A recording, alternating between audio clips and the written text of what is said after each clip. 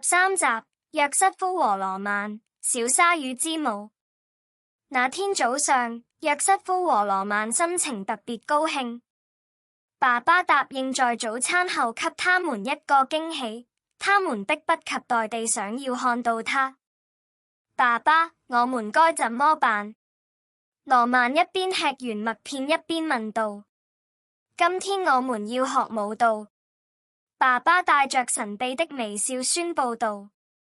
約瑟夫和羅曼互相看了一眼，覺得很好奇。怎麼舞蹈？約瑟夫問道。爸爸站起來拿起電視遙控器。你聽說過 Baby Shark 嗎？羅曼的眼睛亮了起來。是的，這是關於小鯊魚的歌。爸爸點了點頭。沒錯，今天我要教你們編舞，這是我們今天的挑戰。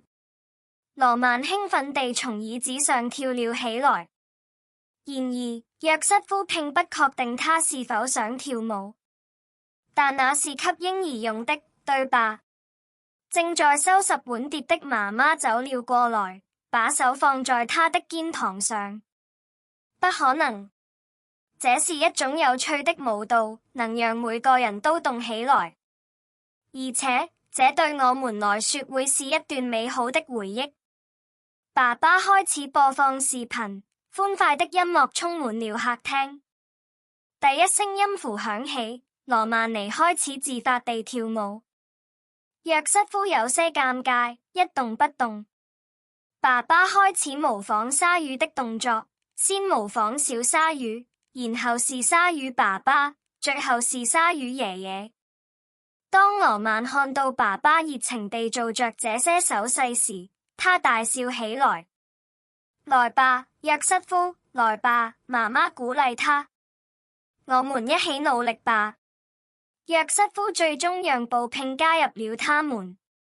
漸漸地，他沉浸在音樂之中，享受着音樂帶來的快樂。他們多次排練舞蹈，直到每個人都完美同步。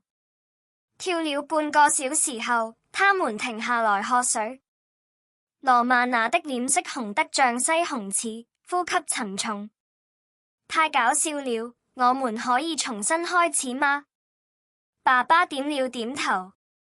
我們最後一次了，這次我要把它拍下來，發給爺爺奶奶。約瑟夫笑了。還有馬克思叔叔嗎？當然，媽媽回答。我相信他們一定會喜歡看到我們像鯊魚一樣跳舞。他們坐了下來，爸爸把手機放在支架上，音樂又響了起來。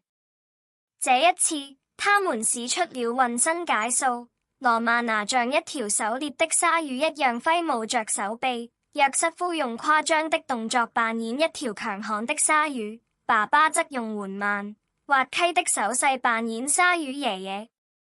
但突然間，約瑟夫有了一個主意：如果我們發明自己的鯊魚會怎麼樣？羅曼高興地跳了起來。是的，我要扮演跳舞的鯊魚。他開始像芭蕾舞演員一樣做出優雅的動作。與此同時，約瑟夫扮演機器鯊魚，動作急速而滑稽。爸爸笑着加入了大家的歡樂，變成了一隻超級英雄鯊魚，模仿着戰鬥動作。媽媽也加入進來，模仿合睡鯊的動作，打着哈欠，伸着懶腰，好像要小睡一會兒似的。